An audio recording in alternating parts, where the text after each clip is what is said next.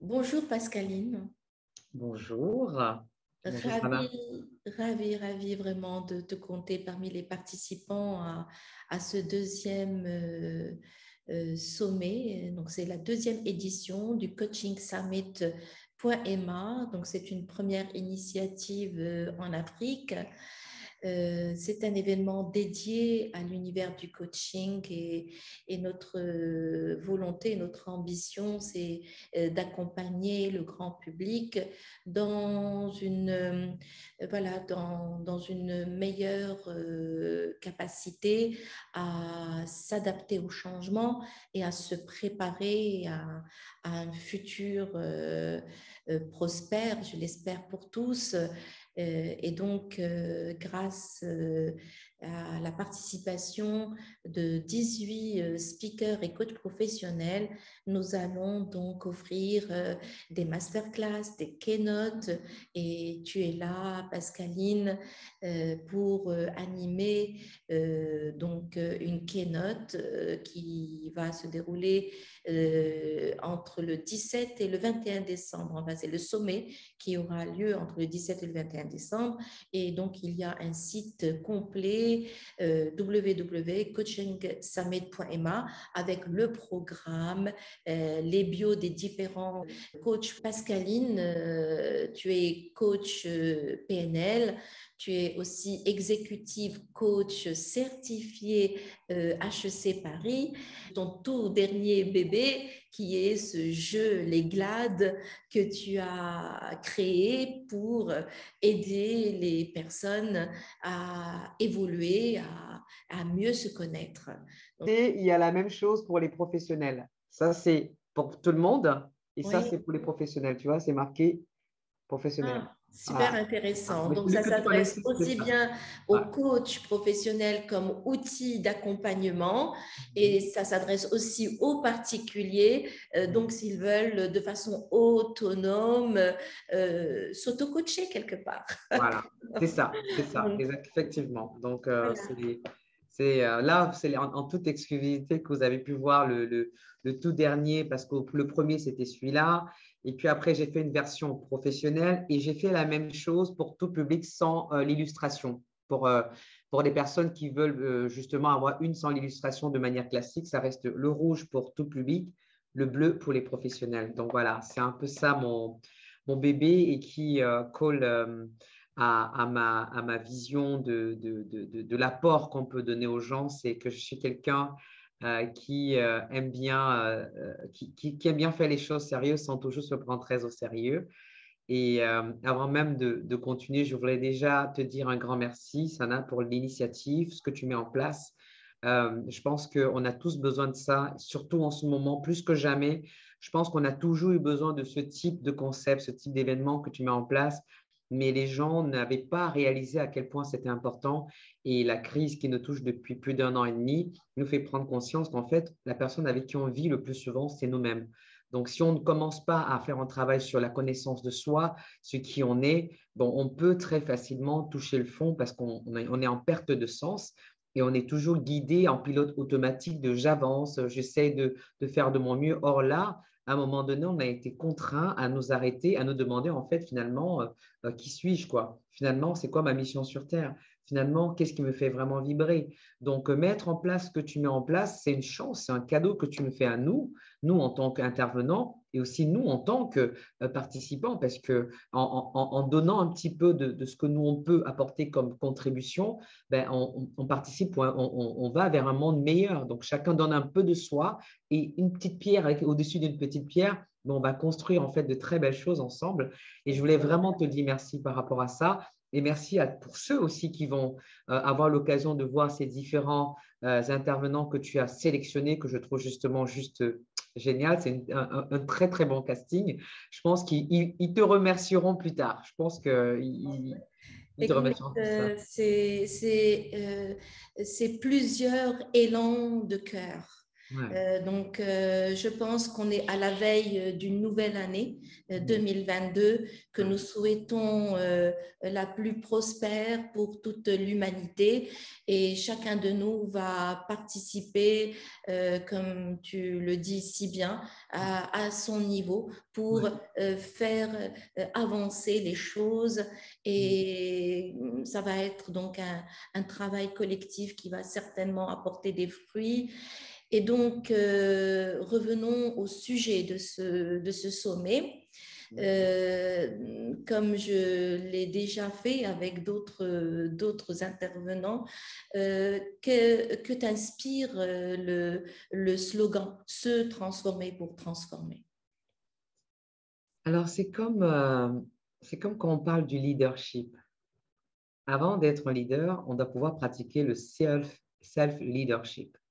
On doit déjà pouvoir avoir une meilleure maîtrise de la gestion, de l'administration de sa vie, être un bon DG, un bon CEO de sa vie, pour pouvoir aider les autres à l'être aussi. Donc, si on n'a pas conscience de l'importance de se transformer, bah, on n'aura pas les clés qu'il faut pour pouvoir transformer l'autre parce qu'on ne sait pas ce que ça donne. On ne sait pas ce que ça apporte d'être transformé. Tu vois? Et le fait de l'expérimenter nous permet de vraiment goûter aux bienfaits de cette transformation et de se dire, voilà, moi, voilà ce que ça m'a apporté. L'autre, si ça tombe, elle peut essayer ça aussi pour voir si ça marche. Ou peut-être qu'elle peut aussi, dans son processus de transformation, trouver d'autres clés qui, moi, pourraient m'aider dans d'autres points dans ma vie de transformation. Tu vois, moi, je trouve que pour moi, ça va de soi que pour pouvoir mieux transformer l'autre, il faut d'abord avoir fait un travail sur soi. D'ailleurs, même dans mon processus de formation de coaching, quand je me suis formée, je devais d'abord faire un travail sur moi-même. C'est pour ça qu'on avait l'obligation d'avoir un psychologue qui nous permet d'aller régler nos problèmes du passé pour pouvoir nous transformer afin de pouvoir mieux accompagner l'autre. Et quand on accompagne l'autre, on accompagne l'autre dans la transformation. Donc, super. Très bien. Et quelle est la relation que tu fais entre le mot changement et transformation? Alors, changer quelque chose, ce n'est pas pareil. Tu sais. Par exemple, si je peux changer ma manière de parler. Je peux dire, voilà, tout simple, tout bateau, je peux me dire, OK, maintenant, je vais faire attention à comment je parle. Donc, je pose des petits changements qui me permettraient peut-être, si j'étais quelqu'un qui était vulgaire ou pas, la personne peut se dire, OK, je vais changer ma manière de parler. Voilà, ça veut dire que je vais faire beaucoup plus attention aux mots que j'utilise, à l'impact que ça peut avoir sur les autres.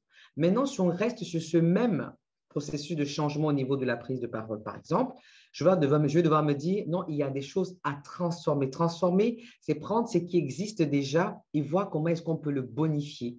Et pour le bonifier, il y a un processus d'analyse de qu'est-ce qui peut être. En fait, c'est des micro-changements qui conduisent à une transformation générale. Donc, moi, quand je regarde, par exemple, dans le cas de la prise de parole, j'en parle parce que c'est un sujet qui me parle, c'est que je vais me dire, OK, les petits changements que je fais se passent au niveau de la manière de m'exprimer, le vocabulaire que j'utilise, mais la transformation en elle-même va être comment est-ce que je deviens un meilleur orateur, quoi? Comment est-ce que j'arrive à changer, à faire des micro-changements autour des différents points afin que ça puisse transformer ma manière l'oratrice que je veux devenir. Et c'est beaucoup plus profond qu'un changement. Un changement, il n'est pas vraiment dans la durée. Or, quand on transforme, j'ai l'impression, c'est mon avis, hein, qu'on est beaucoup plus ancré parce qu'on va toucher de vraies valeurs qui vont nous permettre de vraiment maintenir cette transformation dans la durée. Donc, ça, c'est ma perception, en fait. D'accord. Eh ben, tu as parlé de valeurs. Mm. Quelles sont pour toi donc les valeurs qui pourraient être des supports pour une transformation personnelle, comme tu dis, durable et Ouais. garante de réussite, garante aussi de cette capacité à accueillir l'avenir incertain. Comment donc, quelles sont ces valeurs, à ton avis, qu'il faut vraiment adopter pour pouvoir aller vers ce genre de transformation? En fait, je pense qu'il faut déjà se demander pourquoi on veut transformer en fait notre vie. Pourquoi d'abord? Je pense qu'avant même de parler des valeurs, chacun, il y a des valeurs qui vont me parler et qui vont moins te parler, en fait, par exemple. C'est-à-dire que lorsqu'on a besoin de voir un réel changement, il faut que ce changement soit aligné avec notre propre valeur à nous. C'est-à-dire que si pour moi, ma valeur l'une de mes valeurs essentielles, hein, primordiales, enfin les valeurs fortes, comme on dit, euh, c'est par exemple la liberté.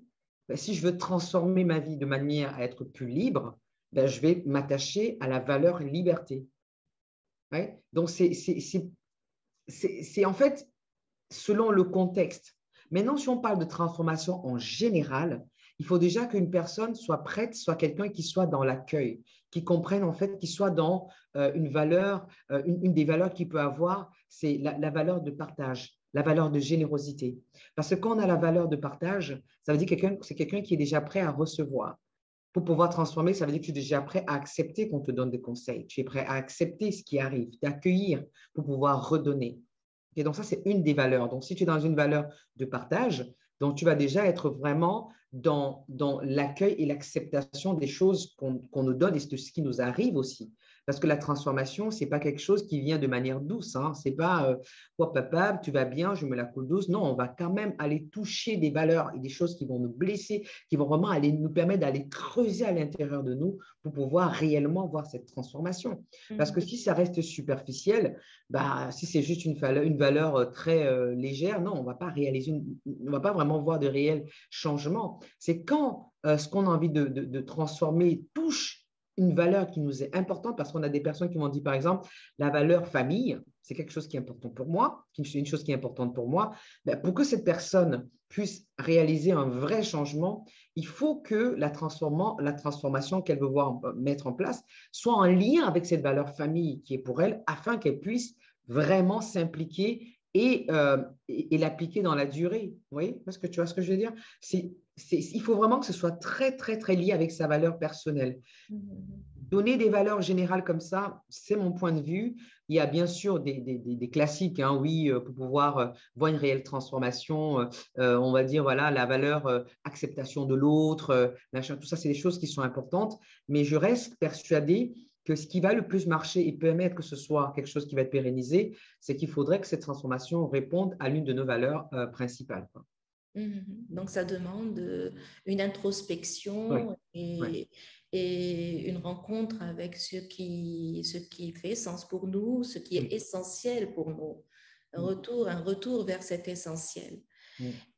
Et donc, pour une transformation vertueuse, à ton avis, y a-t-il d'autres prérequis pour que la personne puisse aller sur ce chemin de la transformation personnelle?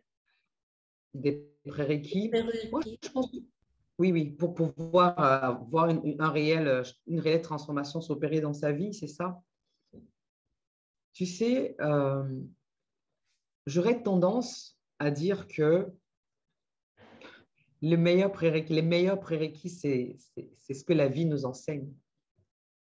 Les expériences de la vie nous obligent parfois à nous transformer. Comme je dis, c'est bien mon point de vue, hein, et d'expérience personnelle et en tant que Oui, coach. je te rejoins. Donc, c'est cette attitude d'être un éternel apprenant.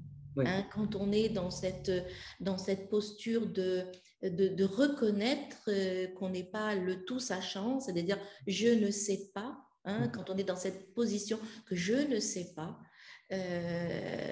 et qu'on se donne et qu'on s'ouvre à une nouvelle forme d'apprentissage, ça peut aider ouais, donc à démarrer, à initier une transformation personnelle. ouais, La curiosité aussi, être curieux, absolument. être Oui, ouvert, tu en as parlé, être ouvert, être dans le absolument. partage. Ouais. Tout cela, c'est important pour démarrer et réfléchir une transformation qui va dans le sens de l'évolution, parce qu'on peut aussi régresser. Mhm. Hein, c'est dans les deux sens. Comme la vie est Absolument. mouvement, on peut soit avancer, soit reculer. Mais Ouais. de toute façon, le changement est quelque chose de constant. On ne peut pas, quoi que l'on soit, ou qu'on fasse, ou que l'on pense, faire du surplace. Ouais. Hein. tout, Heureusement d'ailleurs. hein, écoute, ben, Heureusement d'ailleurs que rien n'est figé parce que on peut se retrouver dans effectivement, une situation compliquée et puis on se dit que ça va jamais s'arrêter. Bah ouais, si, en fait, à un moment donné, ça va s'arrêter. C'est un cycle, hein, et puis un autre cycle qui va reprendre ouais, comme les ouais. 4 saisons de l'année, quoi. Donc, Exactement, ben oui, effectivement, c'est comme un cycle, c'est comme le cycle de la vie, les ouais. 4 saisons, effectivement. Et c'est ce que le coaching, quelque part, permet.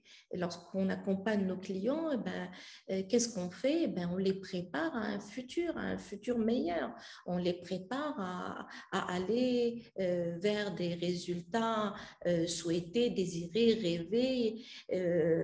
On permet aux gens de se reconnecter aussi à leurs rêves, à leurs aspirations qui sont souvent mis dans les oubliettes, mais c'est le moment de coaching lorsqu'on accompagne les clients, c'est un moment, je trouve, il y a de la magie dans ce moment, il y a quelque chose même de chimique, hein, on peut parler d'alchimie du coaching.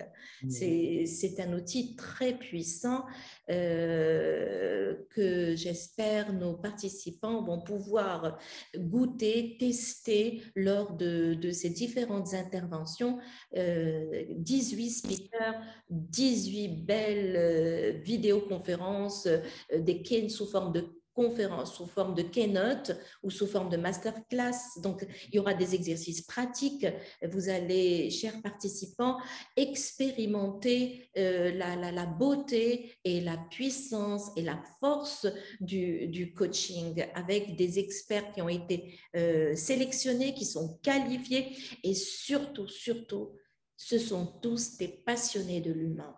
Merci beaucoup, beaucoup, Pascaline. Je vais te laisser le mot de la fin et je voudrais que tu me dises, le slogan, c'est se transformer pour transformer et je te demanderai de compléter. Pour transformer quoi? Alors, se transformer pour transformer la vie de l'autre. Ok. Merci. Franchement, je ne sais pas si je dois clôturer en disant ça ou en disant à quel point il est important de se transformer pour pouvoir transformer l'autre. Et c'est une affaire de tous. Et seul, on ne peut pas vraiment avoir l'impact qu'on souhaite. C'est ensemble qu'on pourra vraiment apporter le changement qu'on veut voir autour de nous. Et je pense qu'il y a une citation qui dit « Soyez le changement que vous voulez voir autour de vous ». Donc, cela commence par nous. Voilà. Merci Très infiniment. bien, c'est bien entendu. Merci, merci Je t'en Pascaline prie. Merci à toi. et à très vite.